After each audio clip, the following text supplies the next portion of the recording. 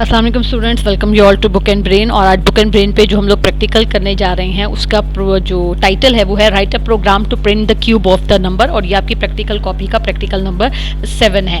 तो सबसे पहले तो आप सब लोग का बहुत बहुत शुक्रिया कि आप लोग कॉड ब्लॉक्स के प्रैक्टिकल्स को जो है वो इतना पसंद कर रहे हैं। व्यू टाइम बहुत अच्छा आ रहा है। तो अगर कोई स्पेसिफिक लेक्चर टॉपिक आप लोग समझना चाहते हैं, सीखना चाहते हैं या लाइव क्लास में सीखना चाहते हैं तो आप कमेंट बॉक्स में बता सकते हैं, वो लाइव क्लास भी आपके लिए अरेंज की जा सकती है। तो चलिए जी आज का प्रैक्टिकल स्टार्ट करते हैं। सबसे पहले हम लोगों ने डेवलपमेंटल C++ का प्रोग्राम ओपन किया है। अगर आपको डेवलपमेंटल C++ की बजाय आपकी ऑर्गेनाइजेशन के अंदर या आपके स्कूल में, आपकी एकेडमी, आपके कॉलेज में कॉड ब्लॉक्स पढ़ाई जा रही है तो हम उसके ऊपर भी आपको हेल्प आउट कर सकते हैं, क्योंकि डेवलपमेंटल C++ के ऊपर हमें कंपाइलर का इशू नहीं आता है, जिसकी वजह से हम लोग ये सॉफ्टवेयर यूज़ करते हैं। सबसे पहले स्टार्टिंग के अंदर इंक्लूड studio.h, उसके बाद इंटीजर मेन और उसके बाद आपकी करली ब्रैकेट और फिर हम इसके बाद प्रोग्राम लिखेंगे कि किसी भी नंबर का क्यूब जो है वो आप किस तरीके से मालूम कर सकते हैं।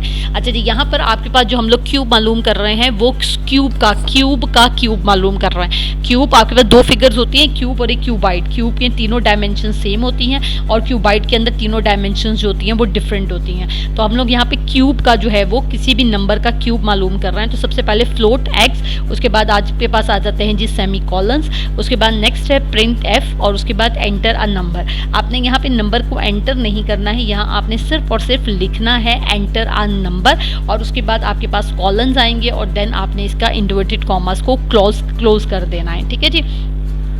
और उसके बाद फिर नेक्स्ट जो आ जाता है आपके पास प्रिंट एफ के बाद enter a number inverted commas में लिखेंगे, कॉलन डालेंगे और ब्रैकेट के बाहर क्लोज करके जो है वो सेमी कॉलन जो है वो हम लोग इसके अंदर ऐड करेंगे।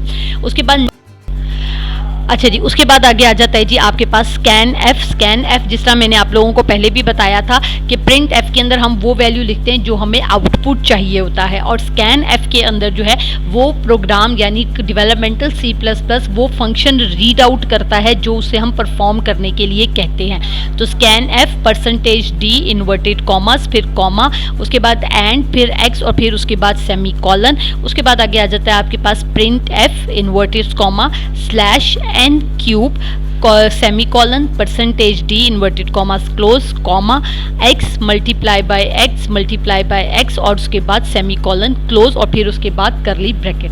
तो इस तरह ये आपका पूरे का पूरा प्रोग्राम जो है वो टाइप हो जाएगा और प्रोग्राम को टाइप करने के बाद जो है वो आपने जो है वो इसके अंदर कोई भी नंबर डालना है, यानी जब प्रोग्राम रन हो जाएगा तो उसके बाद आपने इसके अंदर कोई भी नंबर डालना है और नंबर डालने के बाद आपने देखना है कि क्या ये आपका प्रोग्राम जो है ये आपको आपके जो रिक्वायर्ड रिजल्ट्स हैं वो दे रहा है या नहीं दे रहा है। ठीक है जी, यहाँ हमारा प्रोग्राम जो है वो पूरा हो गया। भाई यहाँ पर हम लोग जो है वो सेमी कॉलन डालेंगे और सेमी कॉलन डालने के बाद जो है वो अब हम लोग अपने प्रोग्राम को जो है वो रन करेंगे और रन करने के बाद हम इसके अंदर एंटर डालेंगे और एंटर करके तो हम कोई भी वैल्यू डाल के देखेंगे कि ये वैल्यू जो है ये हमें उस वैल्यू का क्यूब रूट देती है या नहीं। आपने इसके अंदर डिफरेंट वैल्यूज डाल के अपने प्रोग्राम को जो है वो चेक करना है कि क्या आपको एग्जैक्ट जो है वो इसका क्यूब रूट जो है वो आपको मिलता है या फिर नहीं मिलता है। ठीक है जी, तो बहुत ध्यान से आपने जो है वो इस सारे के सारे प्रैक्टिकल जो है वो आपने करना है, क्योंकि इसमें मैंने आपको पहले भी बहुत दफ़ा बताया था एक ज़रा सा स्टैरिक का साइन, एक मल्टीप्लाई का साइन, एक कॉलम, एक कॉमा, एक सेमी कॉलन,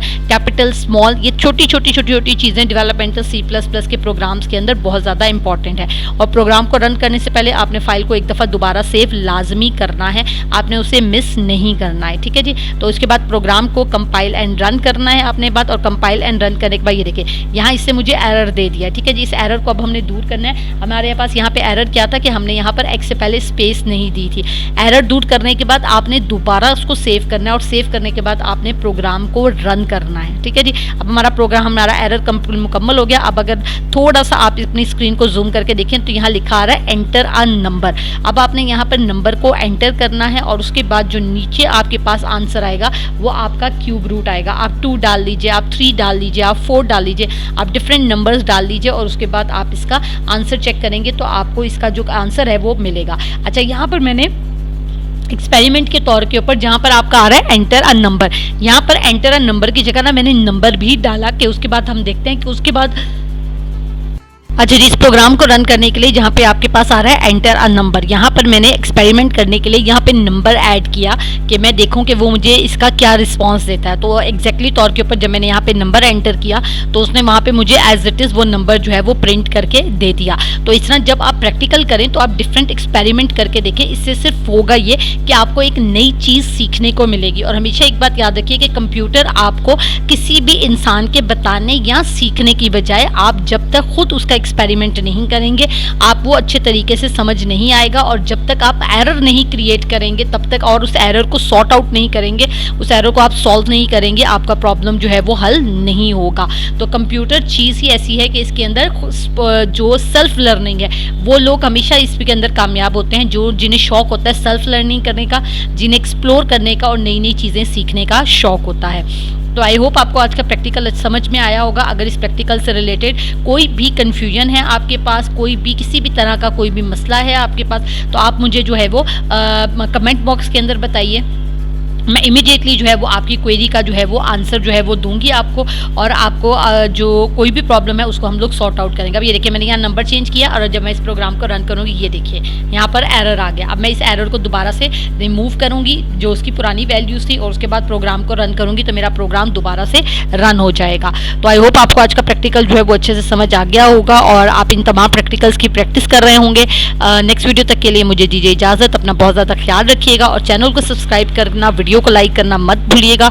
और अगेन वंस अगेन थैंक्स कि आपको जो है आप मुझे चैनल के ऊपर इतना अच्छा रिस्पांस जो है वो कुछ ही दिनों के अंदर मिलना शुरू हो गया है। तो इस चैनल को दूसरे अपने फ्रेंड्स के साथ भी रेकमेंड कीजिए। अगर टीचर्स देख रही हैं तो अपने स्टूडेंट्स को ज़रूर रेकमेंड कीजिए, ताकि उनकी क्वेरीज को जो है वो इस चैनल के ज़रिए जो है वो सॉर्ट आउट किया जा सकते हो। खासतौर पर वो स्टूडेंट्स, वो बच्चे जो अफोर्ड नहीं कर सकते हैं एक्सपेंसिव टीचिंग को, उनके लिए ये चैनल जो है वो हर तरह की सर्विसेज प्रोवाइड करेगा। पर उसके लिए चैनल को सब्सक्राइब करना मत भूलिएगा। नेक्स्ट वीडियो तक के लिए अल्लाह हाफ़िज़।